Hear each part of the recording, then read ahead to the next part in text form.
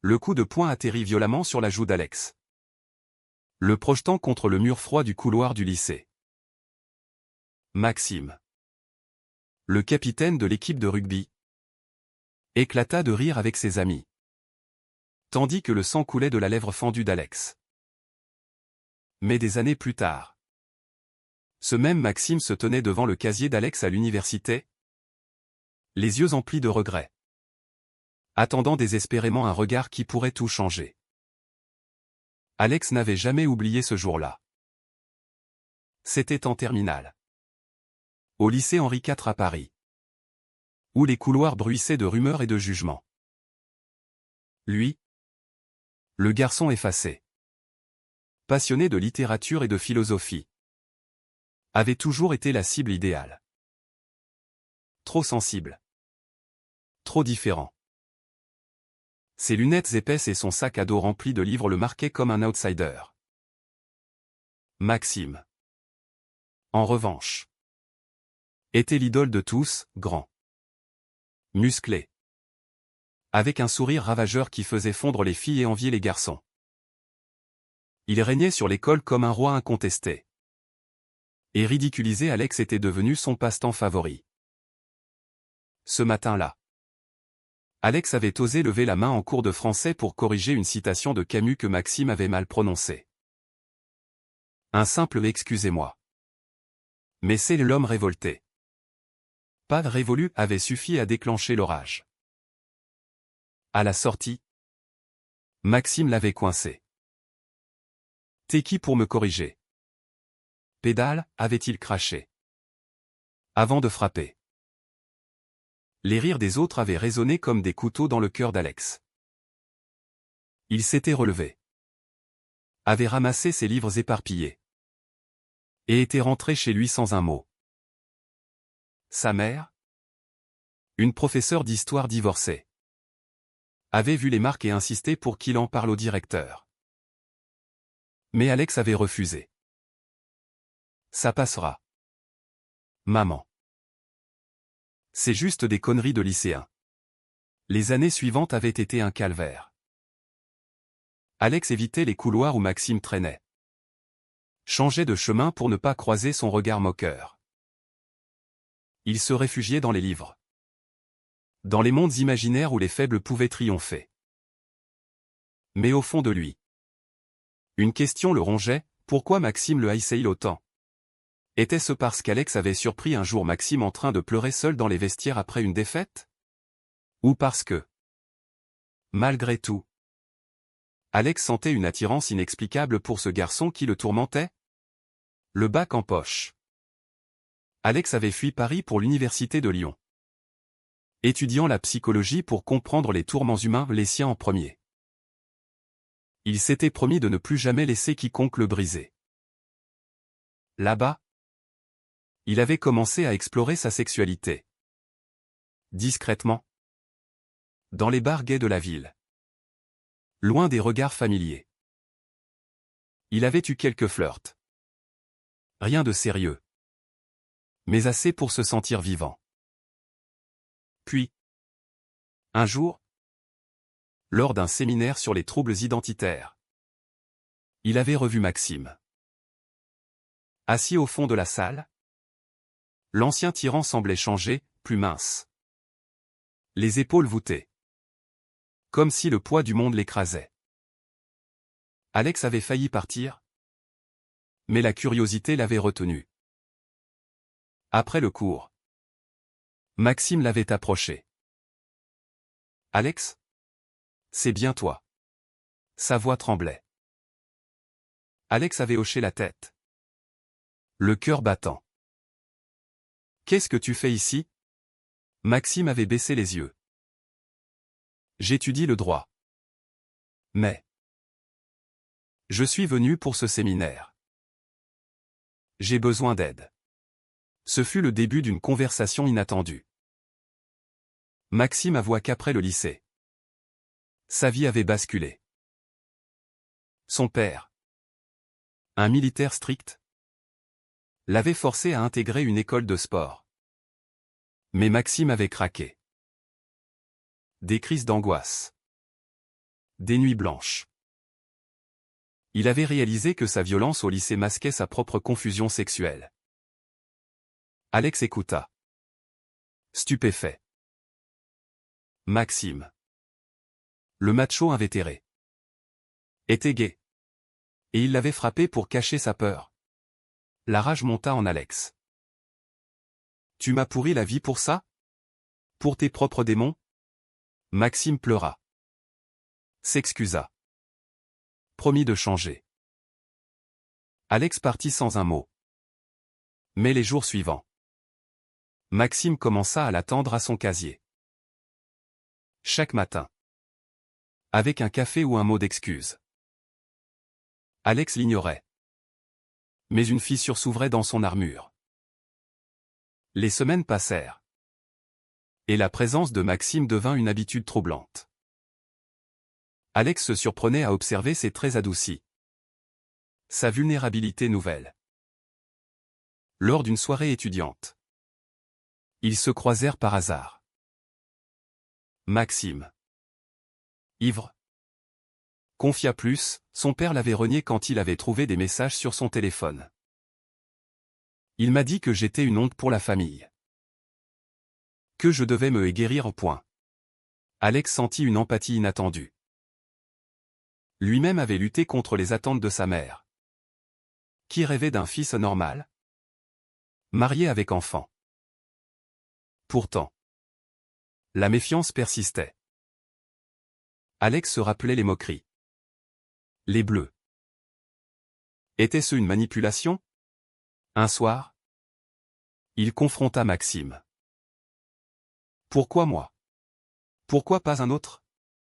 Maxime répondit, parce que tu étais le seul qui me voyait vraiment. Même quand je te faisais mal. Ces mots ébranlèrent Alex. Pour la première fois, il accepta un café. Ils parlèrent des heures. De leur peur. De la société française qui tolérait les gays en surface mais les jugeait en privé. La relation naissante attira les regards. À l'université, les rumeurs circulaient. Un ami d'Alex. Julien. Le mit en garde, Maxime. Ce type t'a tabassé. C'est du masochisme. Alex douta. Était-il en train de trahir sa propre dignité? Mais Maxime prouvait son changement, il rejoignit un groupe de soutien LGBT. Défendit publiquement les droits des minorités lors d'un débat. Alex se sentait attiré. Mais la peur le retenait. Un week-end. Maxime invita Alex à Paris pour rencontrer sa sœur. La seule à le soutenir. Le voyage fut tendu. Dans le train. Maxime posa sa main sur celle d'Alex. Un geste simple. Mais chargé. À Paris. La sœur, Élise, les accueillit chaleureusement. Mon frère a beaucoup changé grâce à toi, dit-elle. Alex rougit. Pour la première fois. Il se sentit valorisé. Mais le retour à Lyon apporta un choc. La mère d'Alex apprit pour Maxime par un appel anonyme. Elle débarqua. Furieuse. Ce garçon t'a fait du mal. Et maintenant? Tu sors avec lui? C'est contre nature. Alex défendit son choix. Mais les mots de sa mère ravivèrent ses doutes. Était-il en train de pardonner trop facilement? La nuit suivante. Il pleura seul. Questionnant ses décisions. Maxime. Sentant la distance. Insista pour une discussion. Je sais que je ne mérite pas ton pardon. Mais je t'aime. Ces mots, prononcés dans un parc sous la pluie lyonnaise, firent céder Alex. Ils s'embrassèrent, scellant un pacte fragile. Mais le vrai test approchait, affronter le père de Maxime, qui avait menacé de le déshériter. Le dîner chez les parents de Maxime fut un champ de mine. À Versailles. Dans une maison bourgeoise aux meubles anciens. Le père. Un colonel à la retraite. Trônait en bout de table comme un juge. Sa mère. Une femme élégante mais effacée. Servait le vin en silence. Maxime avait insisté pour qu'Alex vienne, arguant que c'était le moment de vérité. Si on veut être ensemble, il faut affronter ça, avait-il dit. Dès l'entrée, l'atmosphère était lourde. Le père scruta Alex avec dédain. Alors? C'est lui? Le garçon que tu as choisi pour ça? Maxime serra la main d'Alex sous la table. Le repas débuta par des banalités. Mais vite, le père attaqua. Je t'ai élevé pour être un homme fort, pas pour ses déviances. La France a légalisé le mariage gay. Mais ça ne rend pas ça normal. Alex, habitué au débat philosophique, rétorqua calmement, la normalité est subjective. Monsieur. L'amour n'a pas de genre. Le père rit jaune. De la philosophie de salon. Dans l'armée, on sait ce qui fait un vrai homme. Maxime explosa. Papa. Arrête. J'ai caché qui j'étais pendant des années à cause de toi. J'ai frappé des gens innocents pour prouver ma virilité. Le père blêmit. Et maintenant? Tu traînes avec l'un d'eux? Celui que tu as battu? Alex sentit un froid glacial. Maxime avait tout raconté à son père? La trahison le frappa. Il se leva, prétextant un malaise, et sortit dans le jardin. Dehors, sous les étoiles, Maxime le rejoignit. Je suis désolé. J'ai dû lui dire pour prouver que j'ai changé. Alex hurla, tu as utilisé notre histoire comme une arme. Sans me demander? Maxime pleura. Je voulais qu'il comprenne le mal que j'ai fait. Mais pour Alex, c'était une trahison. Il rentra seul à Lyon, bloquant le numéro de Maxime. Les jours suivants furent un tourbillon de confusion. À l'université, Alex évitait les couloirs familiers, se replongeant dans ses études. Julien, son ami, le soutint. Tu mérites mieux qu'un ex-bully. Mais la nuit, Alex repensait aux moments tendres, les promenades au parc de la Tête d'Or, les discussions sur Sartre et l'existence. Étaient-ce de l'amour? Ou juste une illusion pour guérir les blessures passées? Maxime ne lâcha pas. Il envoya des lettres. Des mails, expliquant son désespoir. Mon père m'a forcé à choisir, lui ou toi. J'ai choisi toi. Alex lut ces mots. Le cœur serré. La société française, malgré ses lois progressistes, cachait encore des poches de conservatisme. Les familles comme celle de Maxime incarnaient cela, apparence respectable, mais intolérance profonde. Un soir, lors d'une manifestation pour les droits LGBT à Lyon, Alex croisa Maxime. Il portait un badge arc-en-ciel. Distribuait des tracts. Leurs regards se croisèrent. Maxime s'approcha. Je suis venu pour me battre. Pas pour toi.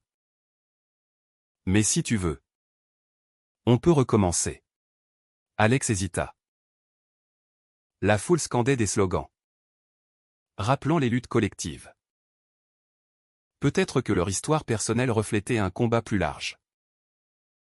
Ils reprirent contact prudemment. Des cafés neutres. Des discussions sur la psychologie des traumas. Alex expliqua comment la violence de Maxime avait laissé des séquelles, manque de confiance. Peur de l'intimité. Maxime écouta. Promit de consulter un thérapeute. Petit à petit, La confiance revint. Mais un nouveau conflit surgit, la sœur de Maxime, Élise, révéla que leur père complotait pour saboter leur relation. Élise appela Alex en urgence. Papa a engagé un détective pour te discréditer. Il veut prouver que tu influences Maxime négativement. Alex fut horrifié. Était-ce légal? En France? La vie privée était protégée. Mais les familles riches trouvaient des failles. Il confronta Maxime, qui jura ignorer tout. Ensemble, ils décidèrent de contre-attaquer, porter plainte pour harcèlement. Le processus fut épuisant. Avocat. Audition. Le père de Maxime nia. Mais les preuves s'accumulaient, email. Appel. Durant cette épreuve, Alex et Maxime se rapprochèrent. Ils passèrent des nuits à planifier, à se soutenir. Pour la première fois, Alex se sentit en partenariat égal. Mais le stress mina Maxime, qui replongea dans l'anxiété. Un jour, Maxime avoua une rechute, il avait contacté un ex. Un garçon du lycée. Pour du réconfort. Pas physique, mais émotionnel. Alex sentit le monde s'effondrer. Tu m'as trahi encore? Maxime jura que c'était innocent. Mais le doute s'installa. Était-ce le prix de leur relation? Des sacrifices constants? La mère d'Alex, sentant sa détresse, vint le voir. Je me suis trompé. Mon fils. Si Maxime te rend heureux, je l'accepte. Ces mots guérirent une partie d'Alex. Il décida de donner une chance à Maxime. Mais avec des conditions, thérapie commune. Transparence totale. Leur couple devint un symbole discret dans leur cercle. À l'université, certains les admiraient pour leur résilience. D'autres murmuraient. La société évoluait. Mais les préjugés persistaient. Lors d'un débat sur l'homophobie interne au sport, Maxime prit la parole, j'ai été homophobe parce que je me haïssais. Aujourd'hui, j'aime un homme. Et c'est ma force. Alex applaudit. Fier. Mais au fond, il questionnait, pouvait-on vraiment changer? Le passé de Maxime le entrahit-il toujours? La crise culmina lors d'une confrontation familiale explosive. Le père de Maxime, furieux de la plainte, débarqua à Lyon sans prévenir. Il trouva les deux jeunes hommes dans l'appartement d'Alex. Un petit studio près de la Saône. Sortez de ma vue. Pervers, hurla-t-il en voyant leurs mains entrelacées. Maxime se leva. Tremblant. Papa. C'est fini.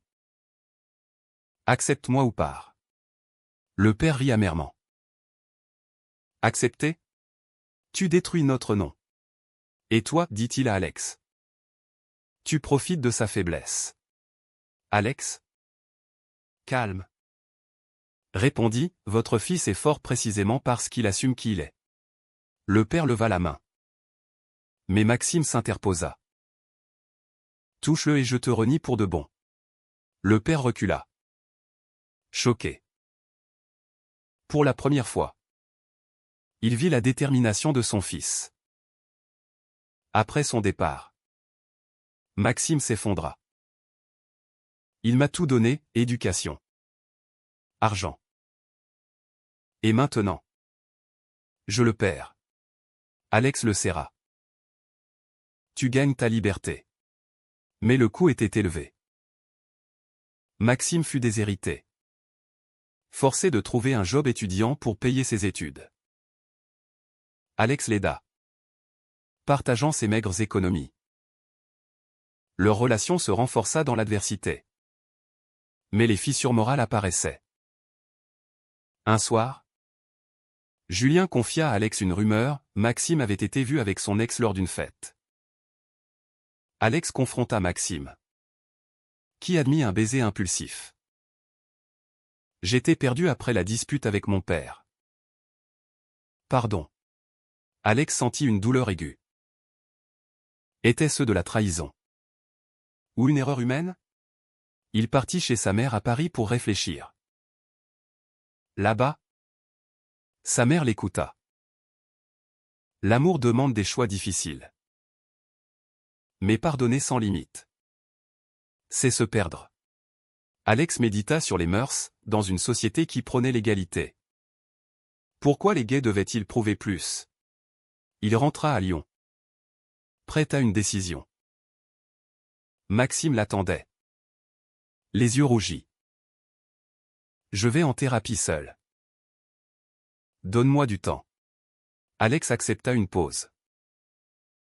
Pendant des semaines, ils se virent peu, chacun affrontant ses démons. Alex rejoignit un groupe de soutien pour victimes de bullying, réalisant que son pardon à Maxime était aussi pour se guérir. La société autour d'eux bouillonnait. En France, des débats sur l'adoption gay faisaient rage. Maxime, motivé, organisa une pétition à l'université. Alex l'aida discrètement, admirant son évolution. Un jour, lors d'une manif, un homophobe les insulta. Maxime défendit Alex verbalement, sans violence. C'est ça. Changer, pensa Alex. Ils se réconcilièrent lentement. Un pique-nique au parc. Des rires partagés. Mais un nouveau dilemme surgit, Maxime reçut une offre de stage à Paris, près de son père. Si j'accepte, je pourrais le reconquérir. Alex craignit une régression. Et nous? Maxime promit, toi d'abord. Pourtant, à Paris, le père contacta Maxime en secret, offrant de l'argent contre une rupture. Maxime refusa. Mais ne le dit pas à Alex immédiatement. Quand Alex l'apprit par Élise, la confiance vacilla. Pourquoi me cacher ça? Maxime répondit, pour ne pas t'inquiéter. Mais pour Alex, c'était une omission morale. Leur dispute fut violente. Tu reproduis les schémas de ton père, contrôle. Secret, cria Alex. Maxime partit en claquant la porte. Seul, Alex questionna ses choix. Avait-il sacrifié sa paix pour un amour toxique? Les amis le pressaient de rompre. Mais son cœur résistait. Maxime revint le lendemain, avec une lettre. Je renonce au stage. Je choisis nous. Alex pleura de soulagement. Ils décidèrent de cohabiter. Un pas vers l'engagement. Mais la pression sociale montait, des collègues de Maxime, anciens rugbymen, le moquaient. T'es devenu une tapette? Maxime tint bon. Mais les insultes ravivaient ses traumas. Lors d'une thérapie commune, le psy explora leur conflit. Votre relation est née de la douleur. Transformez-la en force. Ils travaillèrent sur la communication, les limites. Alex apprit à exprimer sa vulnérabilité. Maxime a assumé ses erreurs. Un tournant vint avec une invitation, le mariage d'Élise. Maxime voulait y aller avec Alex. Pour montrer qu'on existe. À la cérémonie, près de Paris, le père était présent. Tendu. Il ignora Alex au début. Mais lors du dîner, il s'approcha. Mon fils semble heureux. Peut-être ai-je tort. Ce n'était pas une excuse, mais un début. Alex et Maxime dansèrent, symbolisant leur victoire. Pourtant, Alex se demandait, le pardon efface-t-il vraiment le passé? Les mois suivants furent une montée en puissance. Alex et Maxime terminèrent leurs études. Diplômés avec mention. Maxime trouva un emploi en droit social, défendant les droits LGBT. Alex devint psychologue stagiaire, aidant des jeunes en crise identitaire. Leur appartement à Lyon devint un havre. Mais les défis persistaient. Un jour, un ancien camarade de lycée contacta Alex. « Maxime t'a caché quelque chose au lycée. » Il révéla que Maxime avait défendu Alex en privé, menaçant ses amis de ne plus le toucher après l'incident. Stupéfait, Alex confronta Maxime. « Pourquoi ne pas l'avoir dit ?» Maxime haussa les épaules. « Je ne voulais pas que tu penses que j'étais un héros. J'étais un lâche. » Cette révélation humanisa Maxime aux yeux d'Alex. Leur amour s'approfondit. Mais la société testa leurs limites. Lors d'une conférence sur l'homophobie, Maxime fut agressé verbalement par un militant conservateur. « Vous détruisez la famille traditionnelle. » Alex intervint, défendant leur droit à exister. L'incident fit la une locale, attirant soutien et haine. La mère d'Alex, pleinement acceptante, invita Maxime à dîner. Bienvenue dans la famille. Mais le père de Maxime restait distant, envoyant occasionnellement de l'argent sans mots. Maxime luttait contre ce rejet, alternant entre colère et tristesse. Un climax arriva quand Maxime fut proposé pour un poste à Bruxelles. « C'est une opportunité. Mais loin de toi. » Alex encouragea, « Vas-y. On survivra. » Mais intérieurement, il craignait la distance. Avant le départ, ils organisèrent une fête d'adieu avec amis et famille. Élise toastait, « À l'amour qui triomphe. » À Bruxelles. Maxime appela tous les soirs. Mais la solitude pesa. Un soir, il avoua une tentation, un collègue l'avait dragué. « Je l'ai repoussé. Mais ça m'a fait douter. » Alex, jaloux, questionna leur solidité. Était-ce le prix de l'ambition? De retour pour Noël, Maxime surprit Alex avec une bague. Pas un mariage, mais une promesse. Alex accepta. Ému. Ils passèrent les fêtes chez la mère d'Alex. Où même le père de Maxime envoya un message, « Joyeux Noël ». Un pas minuscule. Pourtant, un scandale éclata, un journal publia un article sur Maxime, révélant son passé violent. De bully à militant, hypocrisie, Alex fut cité comme victime.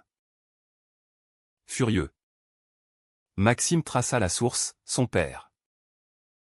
La confrontation fut épique. À Versailles, Maxime hurla, « Tu préfères me détruire que m'accepter ?» Le père, vieilli, admis, « J'ai peur pour toi. Le monde est cruel. » Pour la première fois, des larmes coulèrent. « Peut-être puis-je apprendre. » Maxime rentra. Changé. On affronte ça ensemble. Ils donnèrent une interview, expliquant leur parcours, violence, pardon, croissance. L'article vira positif, inspirant d'autres. Mais Alex, dans l'intimité, luttait avec une question morale, avait-il sacrifié trop? Ses amis disaient non. Mais les nuits blanches persistaient. Leur histoire culmina lors d'un voyage en Provence. Sous les oliviers, ils parlèrent d'avenir, enfants, mariage. Maxime, malgré tout. Je te choisis chaque jour. Alex répondit, moi aussi. Mais à quel prix? De retour, la vie reprit. Avec ses hauts et bas. Maxime refusa une promotion pour rester à Lyon. Alex avança dans sa carrière, aidant des jeunes comme lui autrefois. Un soir, assis sur les berges du Rhône, Alex posa la question qui hantait, était-ce juste de pardonner? Maxime sourit, la justice est subjective. L'amour l'est moins. Leur relation, forgée dans le feu, devint un témoignage. Mais au fond, une interrogation persistait. Était-il moralement juste de pardonner à quelqu'un qui vous a profondément blessé? Même si cela mène à une rédemption mutuelle?